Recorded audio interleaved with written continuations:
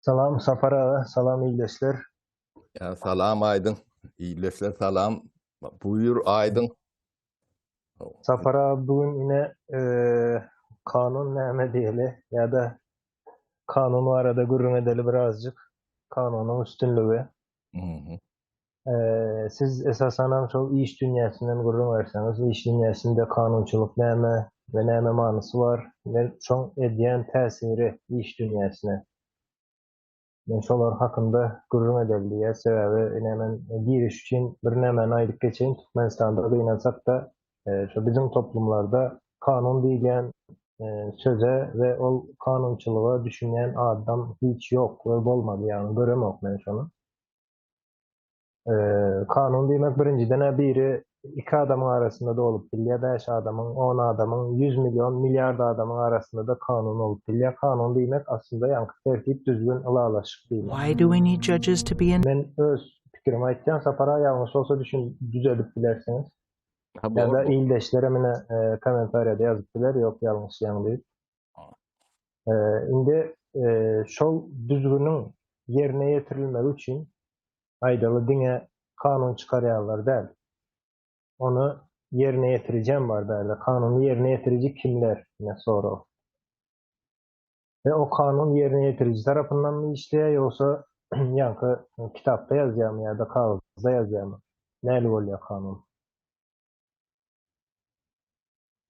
Yine Sapara siz şu kanunun iş dünýäsini ve şonuň edýän täsirini gürrüň berseňiz, soňra menem barkä bir goşmaça aýtjak zatlarym kanun barada, kanunçylyk barada. Mysal berjek bir-iki sanak. Doğru Aydın. Doğru. Benim ekonomist boldum, revolüsyoner boldum, terörist boldum, oğru boldum. Menden bir adam kanunçy bolayyn. Hem kanunçy. Ýa-o. Sağ ol. Anamyň üçin sağ ol diýin. Ýa-da Aydın kanun diňe iş dünýäsi üçinem däldir. Kanunyň üstünlügi hemme zat üçin. Ýani jemgyýetiň ýaşaýyş demesinde kıymylýan, hereket edýän hemmesine gaty wajyp zatdyr. Şo bolmasa hiç zat bolýan nädir? Ýani sivilizatsiýa, ýani 21-nji asr bir ösen ýurtlar, döwletler, jemgyýetler bolmasynyň düýünüň hemme jetinde kanunyň üstünlügi diýilen bir şert ýatandyr.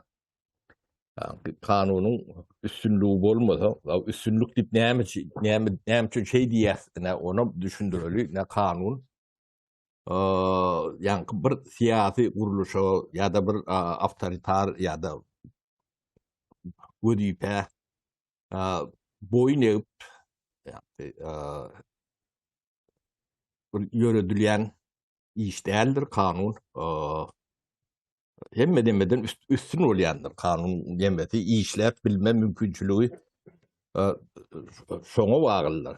Kanunyň üstün biri kanundan üstün adam ba bolsa ol kim bolsun? Seniň ýanky peýgamber diýip çokunyp görünmemäňde bolsa o prezident ýa eýleki ýa-da gurrun edemokda ýa bir siýasatçy o kanuny ýanky hökümlet bilýän bolsa, şoňa täsir edip bilýän bolsa, şoňa sen beýt diýip bilýän bolsa, gerek wagty aýryp, gerek wagty goýup bilýän bolsa, o taýda kanun ýerinde işleýär diýilen ok kanun düýbünden ýok diýilýär. Indi kanun ýok bolsa, bazı iqtisadiýaty ýöräp bilirmi? İş dünýäsinde nemedeýin, geçeýin. Bazı iqtisadiýaty ýöräp bilirmi? Mümkin nädir? Indi sen malyň, mülküň bar, iş ýeriň bar, ýeriň bar, topragyň bar, jaýyň bar, öýüň bar, baýlygyň bar da. Şonu gorýan diňe kanundur. Kanun işlemeyen olsa, şo zatlar menki diýip bilersiň, onu ýöne senki däldir. Ol güýji ýeteninkidir. Saňa kim güýji ýetýär? Mysal üçin bilýärsiň güýji ýetýär. Kybaň işgäriniň güýji ýetýär. Prokuroruň güýji ýetýär. Yani çok da hakim bolýarmy, ýene bir zat bolýarmy.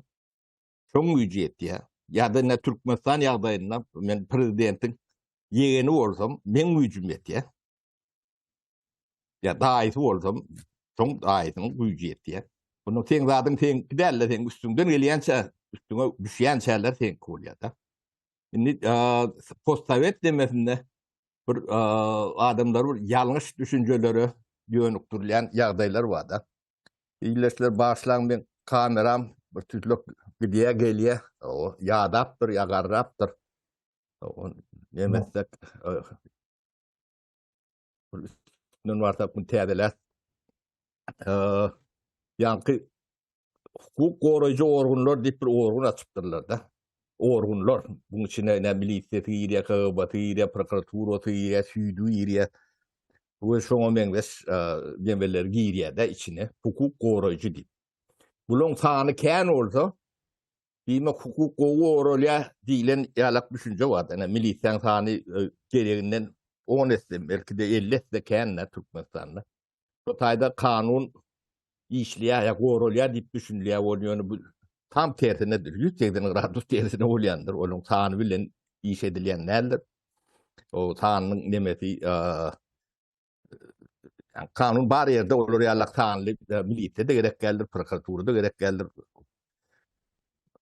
Şu kanun işlemeýän ýerinde şondalak bolýandyr. Onuň jemgyýet saklýar. Ýani milisiýa mysal üçin döwlet büdjetinden aýlyk almasa başga nemeti bolmaly. Girdejisi. Ýöne bu döwletden alýarlar elbetde. Ol ýani döwletiň berýäni hiç kime de ýaşamaly ýetýän döwrü Sovet döwründe de şonalakdy, postsovet döwründe de şonalakdy. Ýani ýaşaýyşyny üstün etmäli yeter ýalak aýlyk günlük döwlet demelerine ýok. Ýöne senden hemme de talap edýärler, sen jogapkär diýerler. Seni bir ýanky kazyol atmış şeýni ýaly belliýärler. O sen jogapkär diýerler. Ol saňa näme pul berýärler, näme aýlyk berýärler, oň bilen o hiç kimi işi ýok. O sen oňa näme üçin şol aýlyga şonço nämäni jogapkärçiligi almaly. Bilen düşünjede ýok, bolanok, Sovet demetine bolan nädir ne? Bödüňiz, ýygyňyza, öňüňize gapkanyňyzy seredip görüň, soraşdyryp görüň. Olar ýalak düýünden näme düşünje ýokdur. O da sen hyzmatyň edibem garyp ýaşamaly diýilenem, sen bilen deň ýaşamaly diýilenem bir düşünje oturdurlar da. Sen o zatlary bilmek üçin ömrüňi artyndan owra harj etjek edýänmi, oňa çykdaýjy çykarýanmy, bilgi ýöne köçede ýatan o, öwrün o üstünde işläp, tejribe edinip şeýle kazanylýan zatlar bilgi. Onu ýöne bilgiň bolsa da sen şonu mut bermeliligine bir neme bar. O da bir düşünjeleň biri, postsovet demetiň içinde. Ol bilgini taşıyan, yani durmuşa geçirýän adamlar ne mertebesi var, ne ornu var, ne nemesi var, şolun öňe ölenini likrolugum bilen okur da. Ödüm sen yarım mutunu şo halka hyzmat eden adam soňuşda şeýle bolýar da. Şoň üçin ne kanunyň üstünlügi ilki bilek dikedilmelidir. Onu dikeltmek üçin Sovet, postsovet diýildi, Sovet demelere galyp guruluş sistemi, şuat döwletleriň ýeke Türkmenistanam demedem ok beýleklerde de döwlet guruluşyny, ýani döwletiň siýasy guruluşyny üýtgetmän hukukyň üstünlüğini bolar ýalak demedip oturup bolanokda.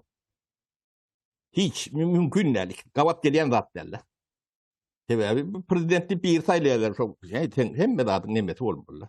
O taýda kanun işläp bilmeýär. Sen saýlandan eýem şol kanunyň üstündäki adam diýip saýlaýar da. O kanunyň üstünde bolsa aşaňda kanun işlemeliler. Şo näme diýse şo bolmaly. Yok o gowy näme o bolup biler 5 gün onun gowy. Bir üçün gowy, nümus üçün elbet. O yani öönümçülük belli işlene o. O sen taşından gelen yatırımcılar oluyor da investor değil ya.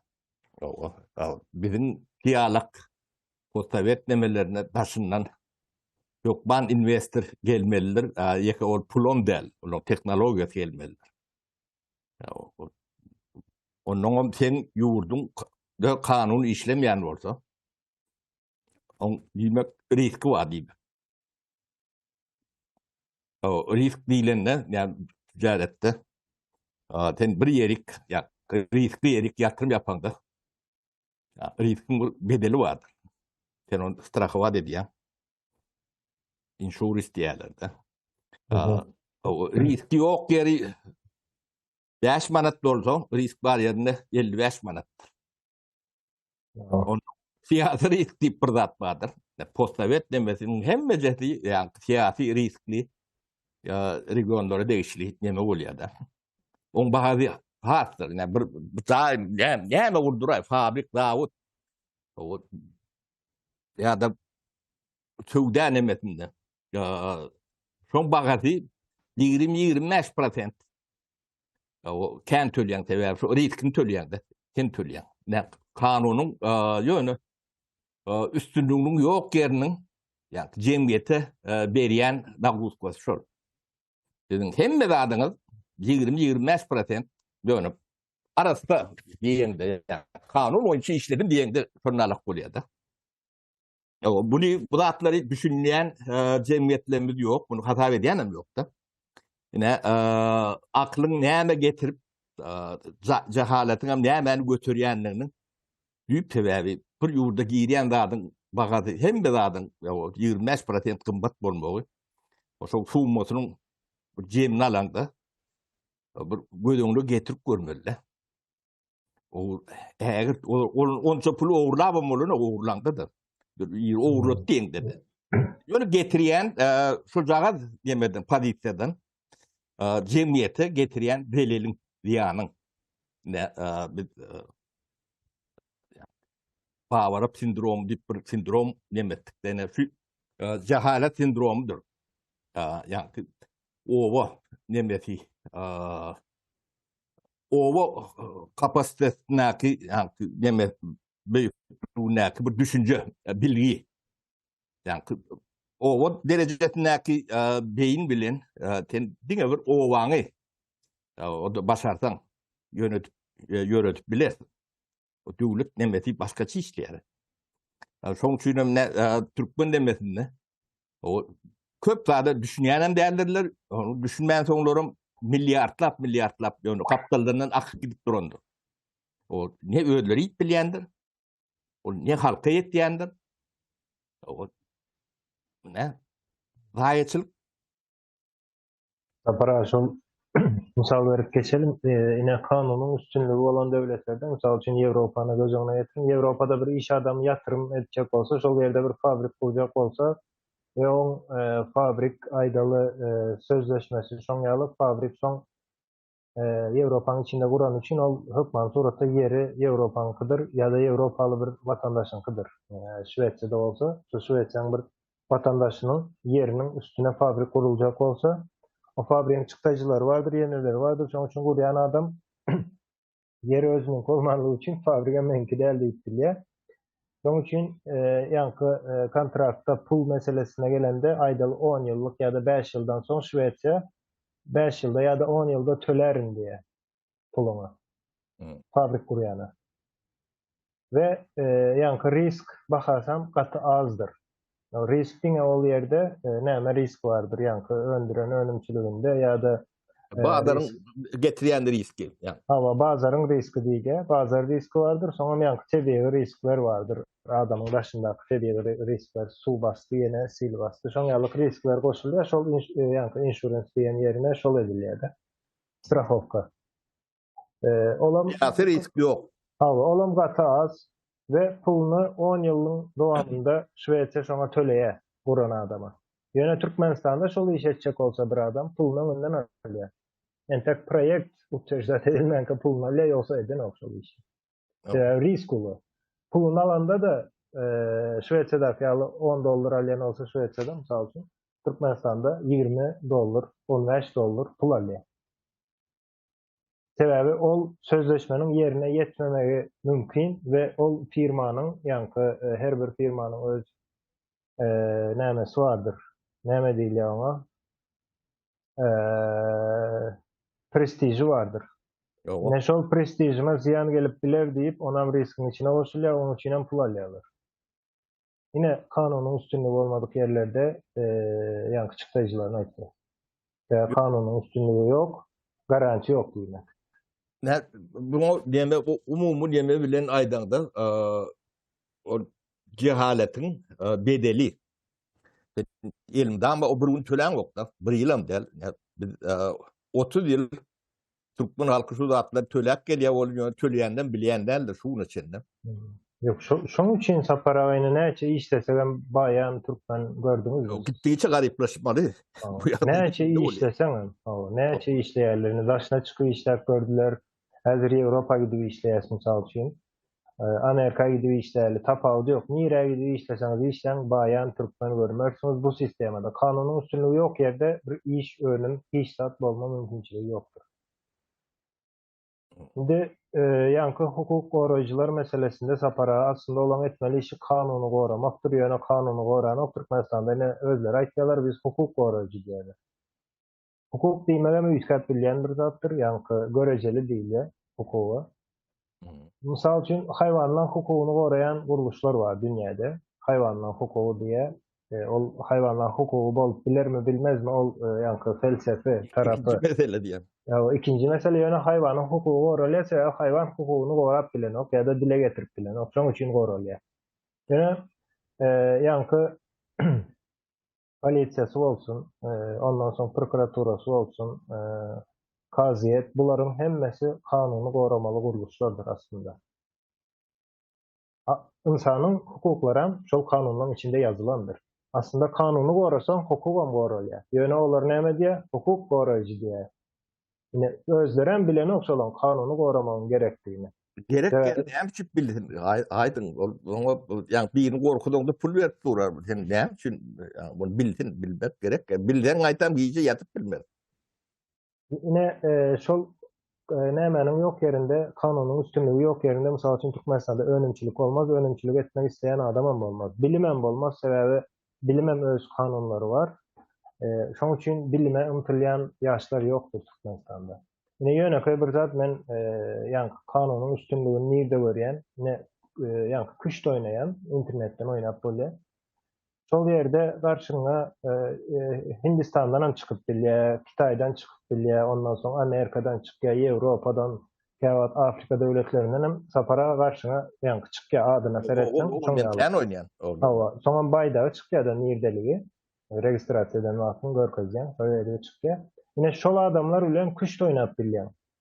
Näme esasynda oýnayan küşti? Dilini bilen ok, tanagy olan. Sebebi küştüň tertip düzgün ýa-da kanuny bardyr. Ýok. Yani men şah çeken wagtym aňardaky ýankı rakirovka diýilýär. Şonu edip bilmeýär. Ýok. Ine bu kanundur. Onu menen bilýän, ýankı Hytaýlan bilýär ýa-da beýleki Ýewropalan bilýär. Ve düzgünem şol üýtgen ok. Şoň üçin küşt gyzykly oýundur. Ve yeňilen wagtyň iň gyzykly tarapyna kanunyň üstünlügi. Küştde men häzir saparagadan yeňilsem saparagany günäkerlemän, o meni yeňdi diýip ýa-da özüň her ol 15 ýaşdan soň diýeli, oň çağa nämesi psihologiýasy bilen yeňen adamy belki baharyn gelip biler, ýöne 15 ýaşdan soň ýa-da küştde sen yeňilsen özüň günäkerleýän, sebäbi kanunyň üstünlügi bolan üçin. Özüňi kritikabat edip bilýän, özüňi eleştirip bilýän. Olan şol bir kanunlaryň esasynda oýnady, sen hem şol bir kanunlaryň esasynda oýnady. Yani bir kanunun aşağında olan üçin. Şoň üçin arada hiç hili dava yok. Yani yeňilseň hem yeňseň hem ýa-da ýankı berabere galan ýagdaýynda da arada hiç hili dava yok karşıdaşyň bilen. Bu okuýuňa görä öz okuyuna göre yeňilýän mi, köprek yeňilýän mi diýmek kitap alarsın, okap başlarsın. Yani kitapalaryň diýelim tarihde ýa-ni kış tarihinde hemme nämeler ýazylandyr. Şol Partiyalar ýerde vardır, şolary öwrünersin. partiýalary ýa-ni sen düşen ýagdaýyňdan nädip çykypdyr, mysal üçin oruslarym Gary Kasparovmy. Karpov, Kasparov, Tal, bulun. Olaryň ýazan nämeleri bardyr, göç ýa-ni İnternet dolu hemme partiyalar var, şu tarihte oynanan partiyalar hemmejeniň analizine çenli bar. Ine şol ýerden öwrenersiň, olam seni gelişdirýär. Ine seni gelişdirýän zat kanunyň üstünligi. Kanunyň üstünligi bolan ýerde insanlar şu günkü gören adamyň ertireýän birazjyk üýtgeçikdir, birazjyk gelişendir, birazjyk ösendir. Ýöne kanunyň üstünligi bolmasa, saparaňa aýdýaly. Polisiýaň güýji ýetýärmi? Alýa şu iş ýerine senden. Olam täze şu polisiýa bolýança, ol giden soň başga bir alýa onuň gyzyk. Sen iş ýeriň däl şolonkudur, şonu elimden bilmelisin diýdi. Ondan soň güýçli gelse onu alýa. Ýemi aýdyň näbi insanyň azatlygy ipkän gürrüňe diýdi. O cemiyet azat bolman özünü geliştirip bilýänlerdir, geçip bilýänlerdir. O içinden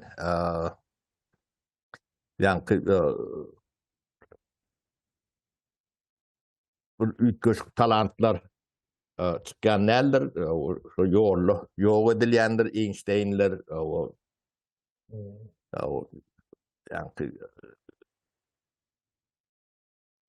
Steve Jobs'lar, ýene şoňa beňdeşler çykma mümkinçiligi ýokdur. Ilk cemiyeti azat eylemelidir. Azat adamyň demeti özüne bolan önemi, güweni, ertirine bolan garaýşy üýtgeçik bolýandyr. Hemme şu döredilýän zatlar, hemme azat adamlar, azat ýerlerde döredilýän zatlardyr şu an. Ýeşetini görüp gören zatlar. Yani kanunyň üstünligi bolmadyk ýerde sen azatlyga çykyp bileňokda. Sen şol kanunyň ýoklugy seni azatlykdan mahrum edýär. O ödem nädip mahrum edýärler? Yani hukuk goraýjy organyň üstülen mahrum edýärler. Başga zat bilen näl? O banditler ýa-da galtamanlar, garakçylar seni azatlygdan mahrum eden oklar. Seni azatlygdan diňe şol hukuk goraýjy o adynam türkmençe dogry goýmaly. Hukuk alyjy goraýjy. Olar goraýna da gelen ok. Sen şolardan gorunmaly bolsaň, şolardan gorunmaly bolýar. Bärde näme çykýar? Diktator diýil ýa-da bir adamyň adyny tutýarlar. Ýok, bu kollektiw diktatordur. Gurbanguly, kollektiw Gurbanguly vardır. Ya da kollektivni Berdimuhamedovlar vardır. Ya bu kollektivin içine yani hukuk gorayan diýen organyň hemmejesi bile girýändir. Onuň bularym bir ýerden mutlulukdan su içmeliler. Onuň şol pul kazanjak bolup wagtlaryna bolsa kazanaýyn diýip neme diýen iş adamlarydyr. Olaram soň helak bolýandyrlar. Öljegini bilse de suwun ýaşaýyn diýär. Şolar ýalak bir neme psihologiýa ol udak ýyllap dowam eden soňra oturýarmyş. Şoňa kollektivni diktatura diýilýär. Yani kollektivni Gurbanguly Berdimuhamedov şu organlarda işleyen adamlara düşündürjek bolýanda siz diktatura bir adamda diktator bolýan nädir, bolmasy mümkin nädir? Bu diňe kollektiv nemedir? Oğlum sizin üstüňiz bilen edýär. Ya siz şoň bir parçasysyňyz. Yani kollektiv neme? Şul adamlar cezalandyrmaly, näme etmeli, bulan günäsi näme diýenler var da. Bu döwletde işläp gören adamy döwletde işlemelärmi diýär. O işlemeli, döwletde de işlemeli. O şahsy ýöne mesele o işlep işlememek değil. İşe baran olsa bir adam yine Siz eldirmen koyunu öldürecek deyip bardınız bir yere. Pullan verdiler size. Siz koyunu öldürmeli olarsınız. Şimdi Doğru. Türkmenistan'da kanuna garant verýänler prokuratura, kazyet. Şoň üçin işe bardylar. Onda garant berýärlermi? Berenok. Soňky netije seredilýär. Ol işlerini günä däl. Edýän işleri. Ya da meclise deputat olup bardyň, işini ýerine ýetir. Yani sen işini etmeýän bolsaň, adyňa deputat olsa, aýlyk amalýan bolsaň hazynadan, bu bir jenayetdir. Ogurlukdur. Näme diýseň hem bolýar. Doğru. Bular deme, bunu başkaça delilleýärler de. Ya, men bir yerde eşitdim ya gurrun verdiler mi? Ne diyeyim, yani bir musulman adam ortaya armiya çağırıptırlar, şu tayda doňuz eti ýydim diýip molladan soraýarmyşyn. Şu bu näme, näme diýip. O ne del ya da molla. O tidiň ýagdaýlaryňyz oňa da baranok. Olar ýalak yani side bir molla sorar ýalak günäden boşadýan bolsa ýalan o iň soňy şu kollektiwni näme diýip. Günäkäri bu yani yitkisi yani edir şu Türkmenistanyň näme ýitirişi ýalak gaty beýik bolmadyk bolsa belki de göz ýumurdylar. Ýöne bu yitkisi näsiz kollektiv bolup bir milleti ýok etdiňiz. Indiden aňryk 23-nji ýyldan 2023-nji ýyl 25-nji ýyl ýam türkmen özüne men türkmen diýip yani buýsanmaga mümkinçiligi şu mümkinçilikden siz ählim yani indi dogjak türkmenlere mahrum etdiňiz. Bir milleti bitirdiňiz. Ödem yani düşünüp ya düşünmän o hiç nemesi yok, netije ortada da. Şimdi biz gerek bolsa adım tarşymalydyk. Yani türkmen bolup yani göğsümüzü gelip o sizin eden işiniz nemesinde bir utanman gelip bilecek Türkmenim oymadınız da. Yani son Türkmen'den bunu hiç ili boşundum yok, atıncım yok, günahım yoktur. Yani sizin eden dağıdınız. Ne kollektif neme. Ne şuna men aşağın çıdıp yağda man gaytalyan şu hem becerine o Bavarap sindromu diýilýändir. Bu bir yani Down sindromu ýagalak bir keseldir. Bu keselin sizin nemäňizde şeýle bir otyr da. Onu siz görüp bilýän näsiň? Olu ýöne bu keselin nemesi sizin çağalaňyzyň yani geleceği ýok diýme. Yani siz özüňiz kesel bolanyňyz bunu hak edensiňiz öleri dersiňiz. Nemesi ýok onu ýön. Bu näse çağalar bar da. Şolary da şuň nemesini goýup gidýän. Ýüküni. Ya sizin men prokuror diýäniňem, men KGB diýäniňem o çağalaňyzyň geleceği ýok. Onuň siz ýok etdiňiz. Men etmedim. Aýdyňam etmedi. Bizim o taýda hiç nemämiz ýok. Ýöne biz şolaň hatyrasy üçin şu wagt käkelä oturandym. Sizin çağaňyzyň geleceği bolsun diýip. Şolaň geleceği ýok. Ödem sizin öz eliňiz bilen ne şu da düşünmeýän adama men Down keseli sindromundan ütgeş görürüm. Ne Bavarap sindromu diýilýän sindromu o mazmuny şudur. Bunu ben ýada manneme diýen sizin yemeğinizde galsın diýip o Bavarap o maňa sizden has ýakyn bir ýer ben böldüm. Fotoğraflardan daşam däl. Ýöne bu cehaletiň sindromudur. Adyny şeýle goýduk sebäbi başyny çekken şu Bavaraplarda. O şu nemäge gatışýan nemesinde hemme kişi kollektiv nemedir? O kollektiwne jogap bermeli. Ne bir gapdalyna halk bar, geleceği var.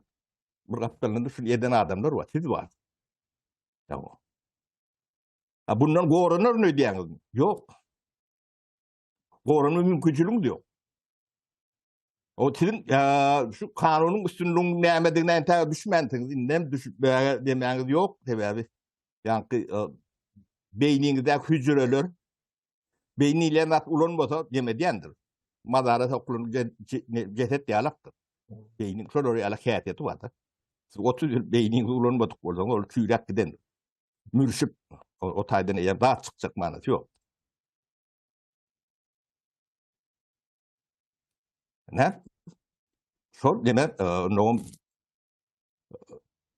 bu adın gerektiğini bunu yani men demokratiyanı kuracak deyip kurup bolyan kanunun üstüne olacak. Devlet kuruluşunu adam yalak devleti kurmasan yani devletin kuruluşundan siyasi kuruluşu oluyor da onu siyasetçi edip bilmiyor. Onun devletin kanununu ve onun baylığını ve habinasını o siyasetçinin eline verip bolyan nedir? Hiç edili yoktur bunları yalıkta. O siyasetçi değilen zat, o bir zat kazanmak için var yani adamlar o tayf. Onu millet bölmelerle. Onların kanunu aşağında olmaz. Kanunun üstünde değil. Ne? Şunu biz devlet kurmalı. Nemeti yalak et kurmalı.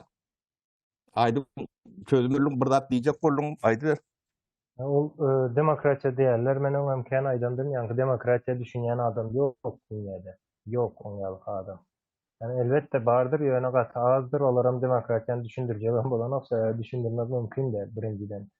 Demokratiya fikir edişiniz yağlık bir efektivne devlet dolandırıcı sisteması değildir. Ve hiçbir devlette de şunu görmezsiniz. Misal için demokratik devlet değil. Ha var. Demokratik Demokratik Koreya Respublikası. Misal için. Demokratik Kongo vardır. Demokratik değil. Yöne devletler Demokratik Respublika deyip yoktur. yöne yankı yine Amerika'nın Birleşen Ştatlarıdır. Yani Amerika Konfederasya dolandırılışında Birleşen Ştatlarıdır. Türkiye Respublikasıdır. Yani Respublika bolup bilye olur. Hakikaten bir devlet sisteması. Federasya olup bilye, konfederasya olup bilye. Ondan sonra yani Cumhuriyeti ayttım mı? Respublika Cumhuriyeti oluyor. Yani yine şon yağlık devletler bolup bilye. Yöne demokratik devlet değilyen zat yanlış zattır. Bir ara gelme mümkünçülüğü yoktur. Şu ülkede. Önümüzdeki 100 yılda ne olur bilemiz o onun demokratiya nemesi. Yöne demokratiya diyende şon yağlık o bir devletin sisteması ya da devletin mekanizmi değildir demokratiya. O başka bir zat demokratiya. Köpçülüğün dinlenen yeri değil. Demokratiya. Yöne yine yankı sanan yerlerinde de esasanan respublika demek kanunun üstünlüğü demektir. Kanun vardır. Şol kanuna hemme adam, hemme yaşayıcıları, ilatı, şol kanunlara boyun eğendir. Ve hemme üçüyle birdir. Haysam olsa biri kanunu bozan yağdayında şon karşısında prokuraturası vardır, kaziyeti vardır. Kanunu bozanı cezalandır ya. Kimliğine seredilmezden. Aydalı prezident kanunu bozayan olsa ya da bir deputat kanunu bozayan olsa onların elde edilmesliği var. Kanunu bozayan olsa birinci olar vazifesinden ayrılıyor, sonra cevapkarçılığa çekiliyor. Eğer bardı geldi bir adam kanunu bozup sonra cevapkarçılığa çekilmese sol devlet çolgun utaryandır. Yoktur şondan sonra sol yolda kanunçuluk diyen zat. Ya da kanun diyen zat yoktur. Sebebi yine fizikan kanunları vardır. Ütköçecek olup görmeni, ütköyemiş olur. Mümkün mü? Newton'un kanununu misal için. Ütködüp bilýäňiz mi? Şoňa kanun diýilýär. Hiç kim bozup bilmeýär. Ýöne insanlaryň öz arasında belirlenen kanuny aslında o sözleşme diýmekdir. Öz arasında bir sözleşme vardır ve şoňa kanun diýip adlandyrýarlar. Ýöne şol sözleşmeni bardy geldi bir bozan ýagdaýynda bozup bilýär, bozup bolýar. Olam bozmaly däl diýilýän ýeri ýok kanuny. Kanuny bozup bilersiň. Ýöne bozanyňa ýaraşa da cezasy vardır, cezasyndan çekersiň. Çok many suratda. Eğer bir kişi yanlış ceza verilse ya da bir kişi cezasını çekmese bozan kanun için şol yerde kanun yok demektir. Mesela para gowy bellek geçse de ol bir ayalı az gövreli yani yarım gövreli deyip bolma mümkünçülüğü yok da kanunum şoň ýalyk ya bardır kanun ya da yoktur. İkisinden biri. O kanunlarımız ona yöne işleyen ok. Yani bu ne mi diyeyim? Kanun onyalık olup bilen ok. Ya vardır ya yoktur. O gelinimiz ovu yönü gövrülü elliye de. Yönü gövrülü yalak diye. O neme? Indi yankı neme geleli? Kanunun üstünlüğü bize neme veriyor? Kanun üstünlüğü ve insan hakları ya da insanın hukukları ne bunlar 19. asırdan başlandır. Öne çıkmanı ya da kanunun üstünlüğü 19. asırın sonlarında öne çıkıp başlaya ve bir zaten söylemenizi isteyen 20. asırda dünya tarihine seyrediklerim 20. asırdaki ösüşlere yankı dünyanın ılım ve teknoloji taraftan ösüşü 19. asırdan son yankı geometrik şekilde artık başlandı. Onların yani milyon yıl insanlık var. Yöne son yıllık ösüş yok. Ösüş yankı lineer yavaş yavaş ösüşler var. Yöne son birden-bire kanunun üstünlüğü diyen bir düşünce ortaya çıkıyor. İnsanın hak hukukları ve hak hukukları için görüşüp başlayan insanlar.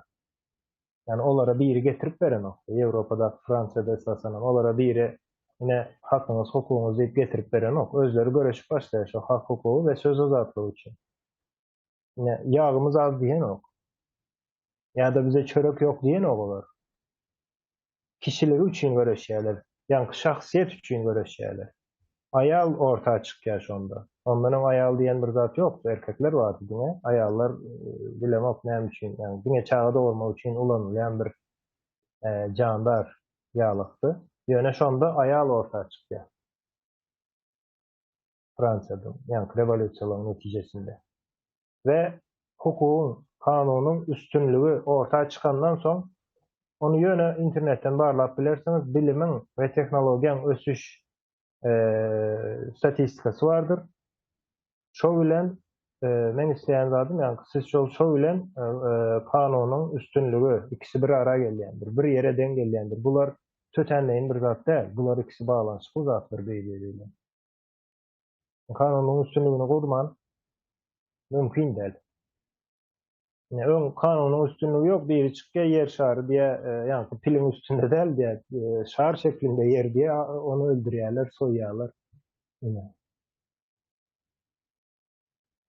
Aydın ne diyeme bizde juridik fakultet var da.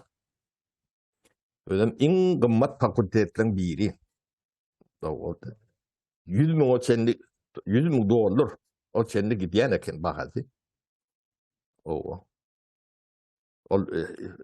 resmi mut devlet No. o yukarı bilim devlet katavına fiilik geçiyor.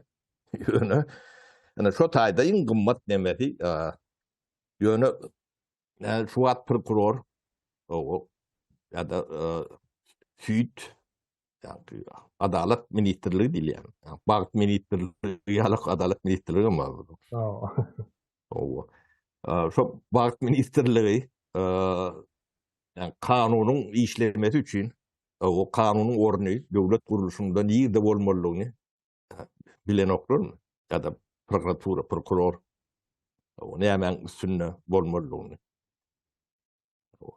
Apara yenen bir kızıklı bir zat var. Misal için Avrupa'da hukuk okuyanlar, yani hukuk fakültetleri ya da okullarını okuyanlar maksatları yani advokat olmaktır. Şunun için okuyalar. Yani advokat olup bilmedik yağdayında yani prokuratura geçeceğindirler işe. O Advokat olmak has prestij bir zattır. Yani o Türkmenistan'da yekece student yoktur, ben advokat olacak diyen. Hem mesela hemen için prokuraturada işlemem. Yani para o Tayda yerde para aydılıyor, var. tayda yazılır. Yani yine daşarı yurtlarda birinci maksatları advokat olmaktır. Eğer hukuk bölümlerini oturuyorlar, sonrakların daşarı yurtta yaşayanlarımız neyim olacak, neyim edecek değilsen şolar advokat olmaktır. Birinci maksadı. Yöne bolup bilmedik yağdayında ondan son yankı devlet hukuk kuruluşları mı diyecek, näme diyecek, şu prokuratura diýdi, taziyet diýdi, şoňalyk yerlere işe girecek bolýarlar. Advokat bolup bilmedik adamlar. Mesela advokat olmadan da şary ýurtdan satsatdan advokatlar has. Ýeme Ýa-da doktorlaram kän okuýarlar. 7 ýyl okuýar. advokat olacak bolsaň, okuwy taraň soňaçan hukuky gutaryp men bugün advokat olup bilmem mümkinçiligimiz ýok. 5-10 Stajy ýyl okuyan diýerler, ýyllap. stajy bardyr, o advokatlar bardyr. Güýçlü dünýä derejesindäki advokatlaryň aýlyk girdejisi olar $100,000 geçýändir. Ýöne dünýä derejesindäki bir prokuroryň aýlygy $100,000 ýetme mümkinçiligi ýokdur. Advokatyňky ýetip bilýär. Öz geçmem bilýär onu. Geçenlerem var. Bir sanaty iş üçin gerek olsa $100,000 ya da $200,000 alıp bilýärler advokatlar. Ine şol Türkmenistanda tersinedir. Sen döwlet işine girsen, olam aýlykdan däl, aýlyk $100,000 aýlyk kim bersin Türkmenistanda? Olar şol ýere girse, biriniň iş yerini alar, ýene der, ýani hukugyny goraýar. Türkmenistanda. Ýeme aýdym buloň nämäni gorany, nemedeni o bir meseleň bir nemesi problematy. Bular şuloň barlygy bu bilen atlary bilen tanlary gözleriniň barlygy bir jemgyýetiň gelejegini ýok edip bilýän. Türkmeniň garyplygy şu wagtky görýän görgüsem o niyetilim yetişmemesem hem meselesinin büyübünü şu neme ýatdyr hukukun bolmaly ýerine bolmany başga dat däl. Oğurluğum şoň içinde ýatdyr. Ýöne bizi başga da önük durýarlar. Ödem o da informasyonly nemen görüşüň üstü bilen şoňa hibrid urf diýilýär. Yani günahkari şu cemiyetiň elbet ýaşamasynyň günahkarlary ne planlar diýer. Yani plan bu diýip plan nemeler. Ýöne kanunyň üstünlüğünün ýoklugyny bir ýerde eşdenelsin. O ýalňyş ýa-da diýip bilýänsiňiz, o kanunyň üstünlüği arada gurrun däl o gur. O kanunyň üstünlüği bolany kanun üstün bolmaly. Hemme şunu dile getirýän Türkmen aýdyň biz ikimiz bir näçe mundan öňe bir ýerlerde ýatlardan nolun ýöne bu büyük mesele. Özüm ýetaty mesele. Bu sen demokratiýaňdan hem biraz şu bolman demokratiýada da bolanok, o sen öňümçiligiň bolanok, hususy eýetçiligiň sakty eýetçiligiň bolanok. Önümçülüğün bolanok, önümçülüğün işlep. Ne? Gariplik büyük demek şu. Oğurluğun öňünde geçip bolanok. İşsady ýurda gidip bolanok, öýüňe dolanyp bilenok. Karantin diýip ýatanlar. Ýaşap bilen şu terk etmeli bolýar. Ne Amerika näme üçin bay? Ya da Şwitsariýa näme üçin bay? Ana Şwitsariýany bir alyp görüň. Yumruk ýalak ýer, näme bark gördüm bilemok. Düz yerem yok, değil mi? Bir dağlık demelik o. Odan o dağ olunca odan oluyor, o tayda yani park tekip, yani buğday ekip nemediler, yer yok da. Sığır vakıf bilen o. Dünyada en bayi neme? Kanunun üstünlüğü var. Önam, yani kanunun yok yerine bira akıl luryanlardır o tayda, bira pul luryanlardır. Pul gelýän hem däldir. Şotaydan dige çykýandyr. Hem kim puluňdy banda Şwitsariýa bankynda, Germaniýa bankynda, Amerika bankynda, başga ýerleriň bankynda saklap dur. Türkmenistanda saklap o. Ya da Uwangstanyň ya İran bankynda saklap o. Hem şundan, bu zatlar ne beter? Ýok. Biz yani gadymyz, newtimiz hiç sardyz bolmanyna da kanunumuz bolan bolsa, kanunun üstünlüğü bolan bolsa, şo taýyny cennet edip bolýar. Akıl şo taýy göçüp ketip biler ýalag edip bolýar. Akıl gelen ýerde de eşerip gelýändir. Hemme zat gelýändir akylyň ýerinde. Türkmenistan'ı tersinedir. Akıl olan kaçıp bu Türk bilse doğru bolludur. Özüm akıl şu yani kanunun işleyen yerine sotayık var yandır. Amerika'da. Hem batışlar sotaydadır. Hem akıl sotayı geçiyor. Akıl geçiyor. Kanun koruya. Stimuliyor demedi ya. Hem koruya ara. Aklan bunu biliyor. Bu zatları boğulayan akla. Akıl öyle. Rahat yeri ödleyen. Kulum şunlarla. Siz ne hem garip. O Türkmenistan'ın garipliğini bir vaatlar yani biz işten ayırayan vaatlar 6-7 ayda son çörek kıtçılığı var başlattırlar da demek bolun o diye 3 yıllık partanıya o satıp önünden satıp alıp gidipler deyip şoň üçin sizin çöreğiniz yok deyip düşündürýärler de.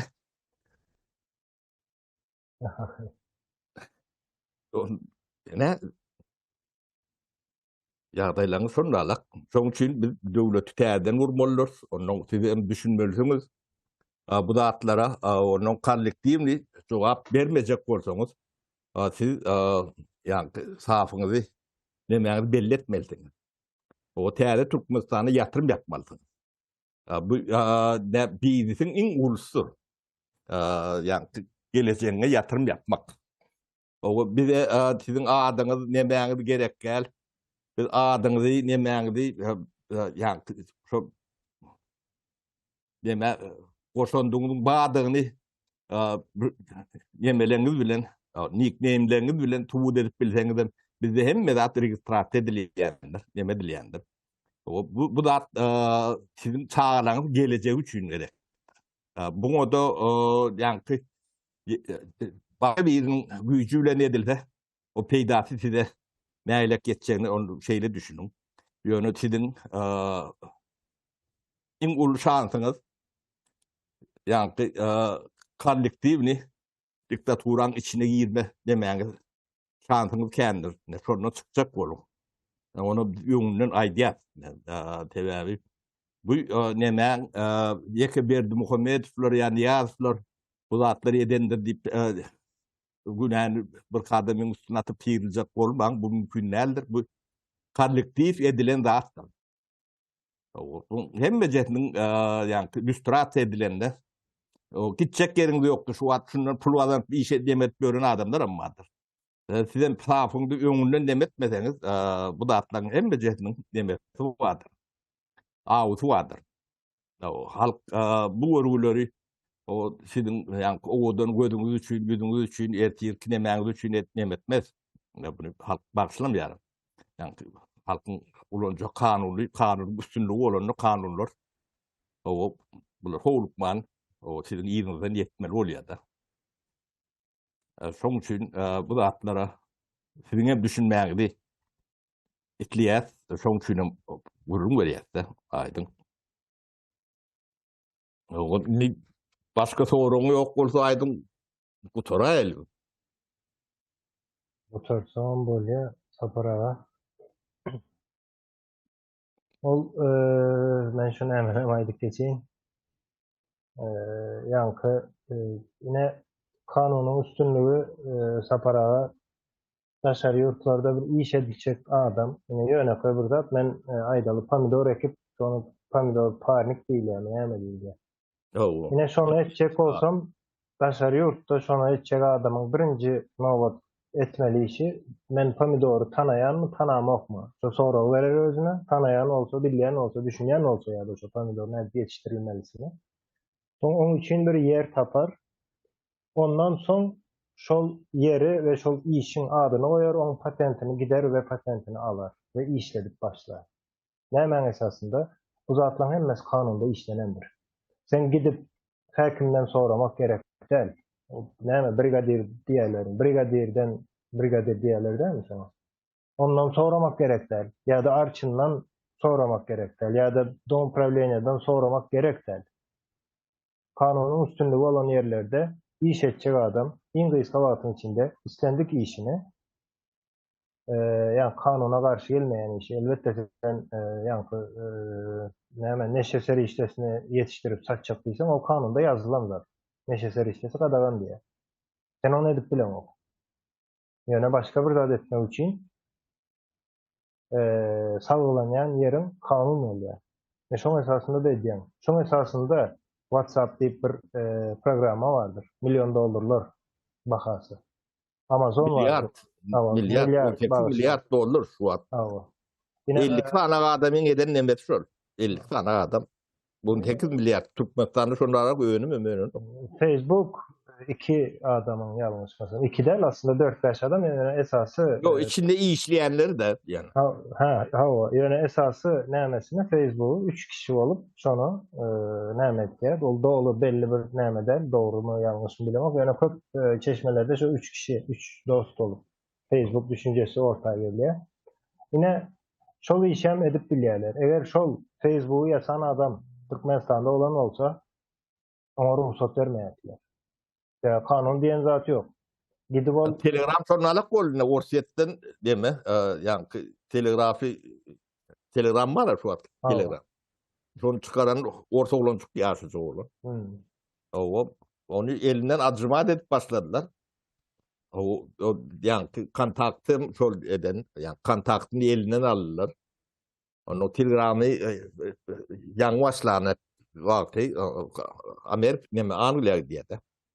Indi sapara şol olan ine Anglya barya Milyarder şu an milyarder. Awa ýöne şoň Angliýada registrasiýadan olsa Telegramyň salgyty Angliýa töleýär. Ine. Yani ine bu düşünce seredin. Sen yankı altın guzlayan toğun var. Sonra kovup koyuyoryandır. Öldürecek. O da oradan ayağını attık da bu elinden ahil nemedi ölüm kagabal. Yine Milli Kagabadaki bir tane kagabal çok işleyen nemeleri çok. Yine bu iş dünyasının için üstüne vurgu yapacağız vatandaşlar. Sebebi iş dünyası olman hiçbir devlet, hiçbir yurt ayakta kalıp bilmeyen.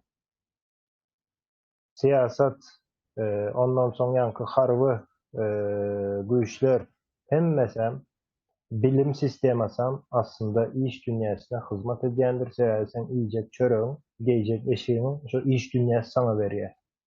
Bulan yaşamak için birinci gerekli zatlar. Yaşayan jaýyňdan tut, minjek maşynyň, telefonun hemme zadyny, Yürüyen maşynyga çenli, hemme zadyny şotlaýdy. Sana iş dünyası veriyor. Şoň üçin Pentagon Amerika diýende Amerika ykdysadyety bilen Amerikadyr. Ykdysadyet diýmek ýa iş dünyası diýmek. Ne iş dünyasını goraýarlar.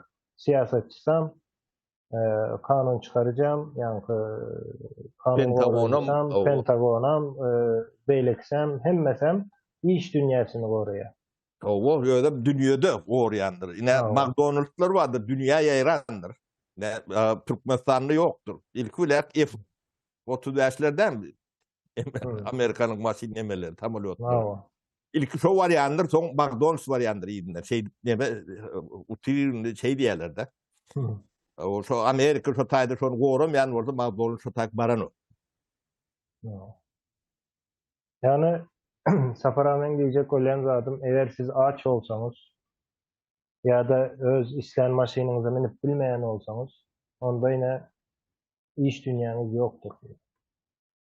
Bu zaten hem yöne koy zaten iş dünyası sana çörek veriyor. Çörek deyip ben näme aýtdym? Bular şu prokuror berýändir öýdýär, KGB berýändir öýdýär, şol sapara şu döwlet diýen bir örgüt var da, döwlet diýip örgüt. Ine şol döwlet örgüt hem örgütlenýän hem üçin iş dünýasyny goramak üçin. Ýöne bizde iş dünýasyny ýok edýärler. Adamlar muny gören oklan hayran alýan. Nädip sen çörek yani çörek edýän tandyryny biri ýykýa, oňa da sen çapap çalyp aýtdy öleme, ýykdyň şonu gowy boldy diýip aýtdy. Sebäbi o baý bolupdyr diýe. O yine bu zatlaryň hemmesi iş dünýasynyň işlemek üçin kanunyň üstünlügi gerekdir. Bu gaty ýöne koý bir zatdyr, çylşyrmy ýaly bolup görünýän bir ýöne aslında bilemek sapara, maňa hiç bir çylşyrmy ýeri ýok amynyň. Yani Amerika güçlü Avrupa Ýawlyk Avrupa birleşigi diýmek iş dünýasynyň üstüne gurulandyr. Nähäzi Avropa Birligi diýip näme bardy bir örgüt ýa-da guruluş. Şu Avropa Birleşigi iş dünýäsiniň üstüne gurulandyr. İş etmek üçin, önüm öndürmek üçindir. Ýöne soň oň daşynda ýem näme gelýär? NATO diýip bir goragy bardyr. Ol iş dünýäsini sen goramaly. Ondan soň onuň bilim dünýäsi bardyr. Bilim bilen üçin etmeli iş dünýäsini ýa-da kadrlar bilen, spesialistler bilen üçin etmeli iş dünýäsini. Ondan soň siýasatçylary bardyr. Kanuny ýa-da hukuk tarapyndan dünýä arenasynda şonu goramak üçin. Hava sapara men aýtjaklaryň näşlerden ibaratdy. Sağ bolun. Bolýa aýdyň sag bol, soraklaryň üçin, kommentariýalaryň üçin, menem bilimden hem etdim. O tek aýdyljak zat gatyken biz burýany bir kıratyndan girdik-de bu mesele. Buny bunun aýdýanlygyň büyük sebäbi ýa-ni şu informasiýonly manipulyasiýa diýilen bir zat bardyr, propaganda neme. Şo zatlar bilen sizin üntüňizi müňünji derejedäki, 100-nji derejedäki meselelerde saklaýandyr. Sizin bar nemäňiz, öňe beýin ulanıp görüň zok, oryn olaram şonam kän görýän bolmalylar. Ondan hem akidýalardan büyük bir zada sizin ne wagtyňyz, ne dekiniňiz, ne bilgiňiz, o bilgiňden ir köre diýerler. Näme bar? Mysalam bereli saparaga. Ine Türkmenistanda kanun yok ve bu gaty uly bir tragediýa, bir katastrofadyr Türkmenistan üçin. Kanunyň ýoklugy. Ýöne Türkmenistanda ýanky näme diýdiler? Kassirde, näme kassir bilet ogurlapdyrmy? Näme bir zatlar diýip habar ine ün sözüni ýere çekýär. Onam tutanmışlar, kahramanlarça Türkmenistan milli howpsuzlygy. Kanun gorucu, gorgunluk nemesine, neme, şular kanunu goruýanmyşlar. Bu hem becesi bu propaganda. Yani kanunun işlemediligi üçin şonu aklayan nemeler, şu zatlar hem becesi. Bizim gıynansa nememiz, informasyon nememiz diňe şu zatlara gönükdürler. Esasy zatlar bilen hiç kim nemesi yok. Bolmady ýalar betipdirler-de. Bu zatlar gaty gynanyrjy. Şu zatlaryň içinden taýlanyp çykyp bilsek millet bolup galyp bilýär. Taýlanmasak şu anda bize millet diýer ýalak bir ulokan nememiz galmandyr. Gynansaňam sebäbi bir milletiň halkynyň ýarysy İdine dönüp bilmän gelip görünler, sesini çıkarman gelip görün millete o bir at koyurlar. Bular nähilek diýmediler. Biz ne şo ýagdaýda da. O uruş yok. İşlat yok. Parahatçılık. Asmanlar duruy. Öyle neutral ne o. Baki bir taraf döwletiň 60-70% ýurdun daşynda o elem pasportsuz. Yani pasport bermäň nämedigini düşünmeýän yani bizim hukukçularymız var da. O adamın elinde pasportu bolmasa ödüm daşynda gelip görünmeme. Vatandaşyňyz. O ýagdaýynyň nämedigini, o ne ünlere düşýäni, o düşünüp bilýän men bir döwlet adamsy bar diýip men hiç nemedip bilemok da. O men gahar bilen Bavarap sindrom bunu yani Down keseli bilen deňeşdirýän büyük sebäbi şu zatlar. Görülüp duranda da bu yani akademik bolmada gerekler. Ol daşyna gezip görünlerim bunu dol düşünen oklar. Bunu gezdirip görünlerim. Bu jogapkar adamlarım. Bunu ýöne bu halky ýöne mal sürüsine urupdurlar. Ýöne kätip ýöne ottap oklaýarlar. Häzirde ona meden oklar. Otun ýerde ösýän olur şo taýdan iyi diýerler. Bu gezip görürler. Şo ýagdaýa gitdi.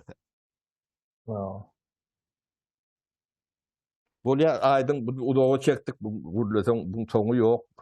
Soň Bar sapara sağ olun. Sizem sağ olun. Sağ olun ýeşler. Sağ olun.